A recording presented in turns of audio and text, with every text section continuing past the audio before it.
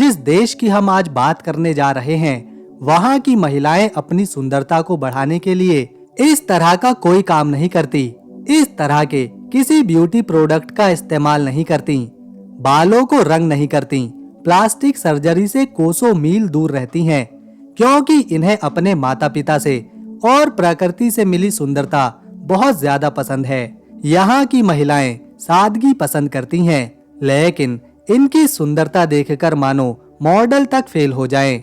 इस देश का इतिहास यूरोप के देशों में सबसे पुराना माना जाता है। यहाँ की राजधानी तो सबसे पहले बसने वाले शहरों में से एक है। इस देश ने कई महान हस्तियों को जन्म दिया है, जिन्होंने आगे चलकर पूरी इंसानियत और दुनिया का नक्शा ही बदल दिया। इस देश में कई सुंदर चर्च हैं और बड़े बड़े महल हैं।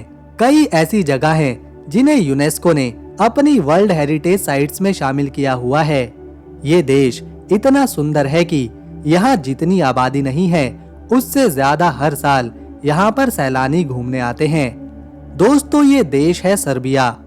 हम बात कर रहे हैं इस बहुत ही सुंदर देश सर्बिया के बारे में। रहने के लिहाज से ये देश यूरोप के बाकी के दूसरे देशों से काफी सस्ता है। वीडियो में आगे बढ़ने से पहले अगर आपने वीडियो को एक लाइक नहीं किया तो जल्दी से कर लें और चैनल को सब्सक्राइब कर बेल आइकन जरूर दबाएं। ये है देश की राजधानी। यहाँ का सबसे बड़ा शहर बेलग्रेड। बेलग्रेड का मतलब होता है सफेद शहर, और ये नाम इसे यहाँ की सफेद चट्टानों से बनी इमारतों के कारण मिला है। ये दुनिया के सबसे पुराने शहरों में से एक है। इसकी स्थापना लगभग 7000 साल पहले हुई थी। यहाँ समय समय पर कई साम्राज्य फैले, संस्कृतियां आई। यहाँ रोमन्स ने राज किया, यहाँ बाइजेंटाइन साम्राज्य फैला, यहाँ ऑटोमन्स के राजाओं ने राज किया। बेलग्रेड हमेशा से एक महत्वपूर्ण व्यापारिक केंद्र तो रहा ही है, साथ में ये सैन्य ताकतों का केंद्र भी रहा है। राजधानी में 2 नदियां बहती हैं, पहली सावा और दूसरी दन्यूब। ये दोनों नदियां इस शहर के लिए वरदान का काम करती हैं। इससे इन्हें पानी मिलता है, ट्रांसपोर्ट में आसानी होती है और ये दोनों नदियां शहर को और ज्यादा खूबसूरत बना देती हैं। दोस्तों, अगर आपको पनीर खाना पसंद है तो सर्बिया की पनीर जरूर ट्राई करें, क्योंकि यहाँ की पनीर विश्व प्रसिद्ध है अपनी शुद्धता और स्वाद के लिए। विज्ञान के क्षेत्र में सबसे महान वैज्ञानिकों में से एक निकोला टेस्ला का जन्म भी यहीं पर हुआ था। ये है निकोला टेस्ला म्यूजियम। ये म्यूजियम क्रूनुस्का स्ट्रीट में मौजूद है, जो विश्व प्रसिद्ध वैज्ञानिक निकोला टेस्ला को समर्पित है। इनका जन्म सर्बियाई मूल के क्षेत्र में हुआ था। यहाँ टेस्ला के आविष्कार, उनके व्यक्तिगत सामान और इंटरैक्टिव प्रदर्शन देखे जा सकते हैं। आगंतुक टेस्ला कॉइल जैसे प्रयोगों को भी यहाँ पर आप लाइव देख सकते हैं, जो बच्चों और वयस्कों दोनों के लिए रोमांचक है। इसके अलावा यहाँ national museum of Serbia, museum of Yugoslavia और मिलिट्री म्यूजियम भी आप देख सकते हैं। अगर हम इस देश की आबादी की बात करें तो यहाँ केवल 65 लाख लोग ही रहते हैं, जिसमें पुरुष कम हैं और महिलाएं ज्यादा हैं, जो आमतौर पर यूरोप के कई देशों में देखने को मिलता है। हर 92 पुरुषों पर यहाँ 100 महिलाओं का अनुपात है।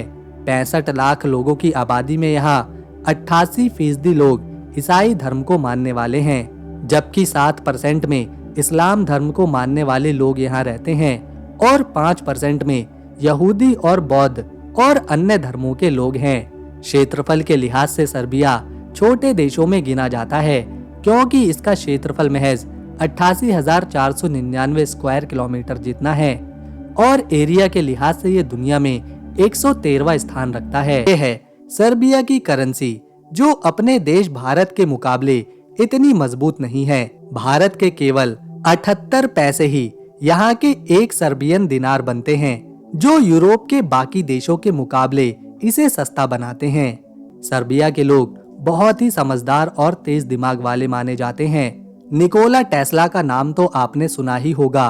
उन्होंने कई आविष्कार किए हैं, खासतौर पर इलेक्ट्रिकल इंजीनियरिंग के क्षेत्र में। टेस्ला ने ही एसी यानी कि अल्टरनेटिंग करंट की खोज करी। उन्होंने ही टेस्ला कॉइल की खोज करी। इसके अलावा इवो एंड्रिक, इनके लिखे साहित्य दुनिया भर में प्रसिद्ध हुए और इन्हें इस काम के लिए नोबेल प्राइज से भी सम्मानित किया गया। ये है देश का सबसे पुराना बाजार, जो कि राजधानी बेलग्रेड में लगता है। इसकी शुरुआत 1920 में करी गई थी। यहाँ इंडोर मार्केट भी लगती है और आउटडोर भी। इस बाजार में ताजे फल, सब्जियां, मीट, दूध, दही और खाने पीने का हर तरह का सामान मिलता है।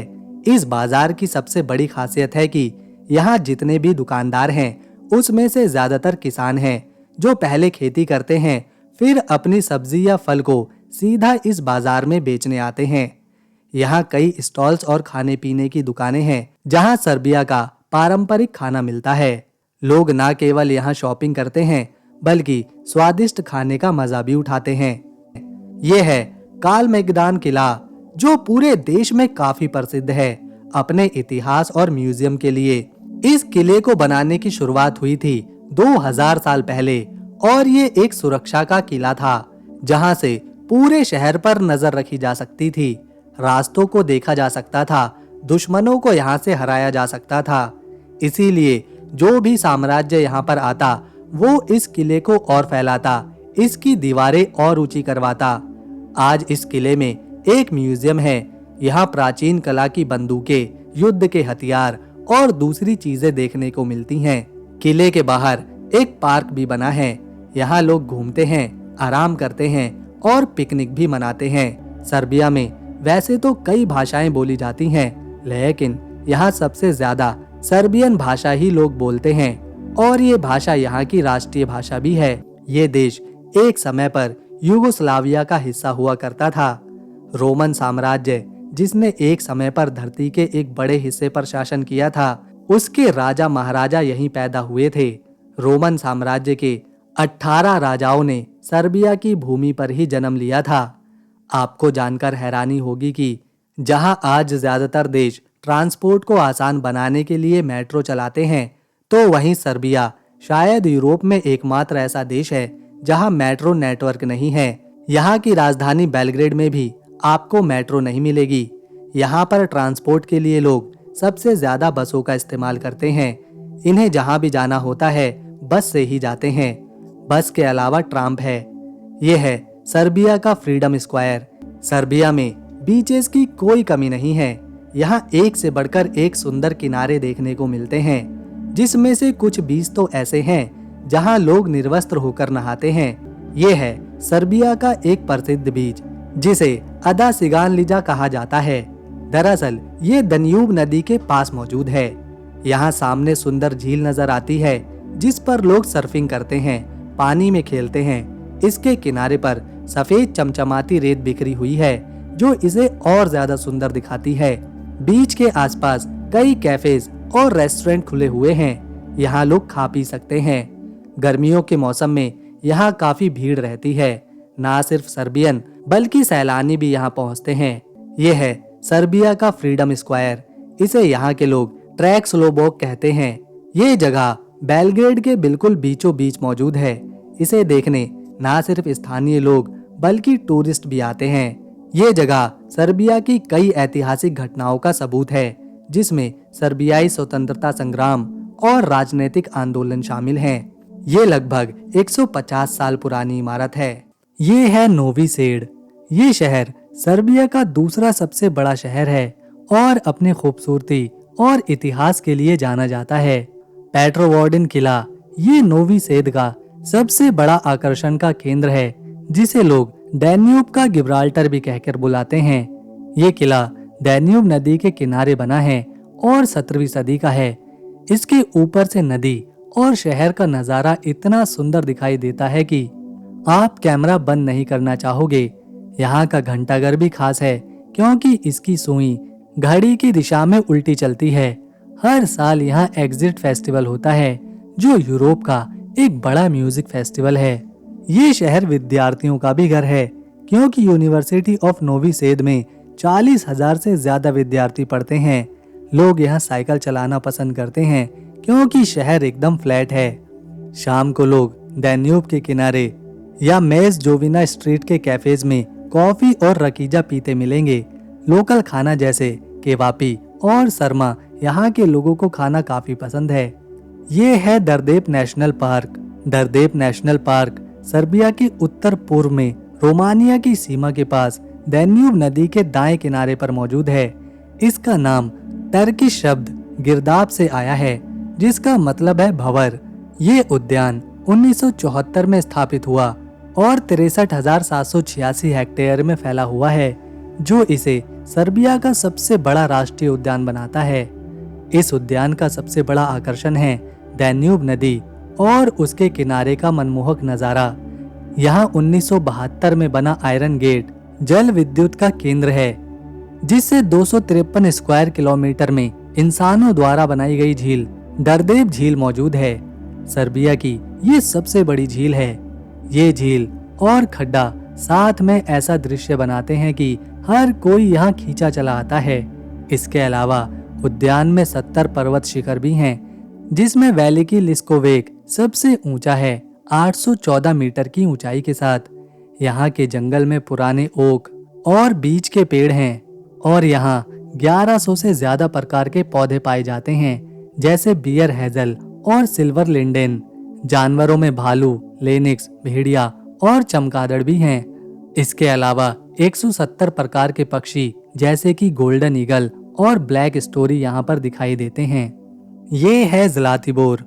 ज़लातिबोर सर्बिया के पश्चिम में है, जिसका नाम सुनहरा देवदार से आया है, क्योंकि यहाँ पहले सुनहरे रंग के देवदार के पेड़ हुआ करते थे। ये एक पहाड़ी प्लेट्यू है जो 1000 मीटर ऊंचाई पर है और इसका सबसे ऊंचा शिखर टॉर्निक कहलाता है, जो 1496 मीटर की ऊंचाई तक है। ये इलाका 350 स्क्वायर किलोमीटर में फैला हुआ है और इसके चारों तरफ उवेक, वेलिकी जैक जैसी नदियां बहती हैं। ज़लातिबोर का मौसम बहुत ही सुहाना है। गर्मियों में ठंडा और सर्दियों में बर्फ से ढका। यहाँ 200 से भी ज्यादा दिन धूप निकलती है, इसीलिए ये स्वास्थ्य और आराम के लिए मशहूर है। यहाँ का साफ पानी और हवा भी स्वास्थ्य के लिए काफी लाभदायक माना जाता है। ज़ाल्टिबोर में घूमने के लिए काफी सारी जगहें हैं। सबसे पहले गोल्ड गंडोला, जो दुनिया की सबसे लंबी पैरानॉमिक केबल कार है। ये 9 किलोमीटर लंबी है। ये ज़लातिबोर शहर के केंद्र से टॉर्निक शिखर तक जाती है और रास्ते में रिबनिको झील में रुकने का मौका देती है। इस गंडोला से ज़ाल्टिबोर का सुंदर नजारा, जैसे हरे भरे जंगल और घास के मैदान, देखने का मजा ही अलग है। ज़ाल्टिबोर का इतिहास भी रोचक है। ये इलाका इलिरियंस के समय से बसा हुआ है और 4वीं सदी में रोमन्स ने इस पर कब्जा किया था। 7वीं सदी में स्लेव लोग यहाँ पर आए। 1463 से 1804 तक ये ऑटोमन एम्पायर का हिस्सा रहा। यहाँ पर टूरिज्म की शुरुआत 1893 में हुई, जब राजा अलेक्जेंडर ओब्रानोविक ने यहाँ पर झीलें बनवाई और इसका नाम कुलाजवेक से क्रालजेवा वोदा रखा गया। 1905 में राजा पीटर फर्स्ट ने यहाँ एक विला बनवाया, जिससे टूरिज्म बढ़ा। तो दोस्तों, अगर आपको हमारी मेहनत और वीडियो पसंद आई तो इसे एक लाइक दें, शेयर करें और चैनल को सब्सक्राइब कर बेल आइकन ज़रूर दबाएं, ताकि आने वाली वीडियो मिस ना हो जाए। हम मिलेंगे नेक्स्ट वीडियो में। तब तक के लिए नमस्कार, अपना ख्याल रखें।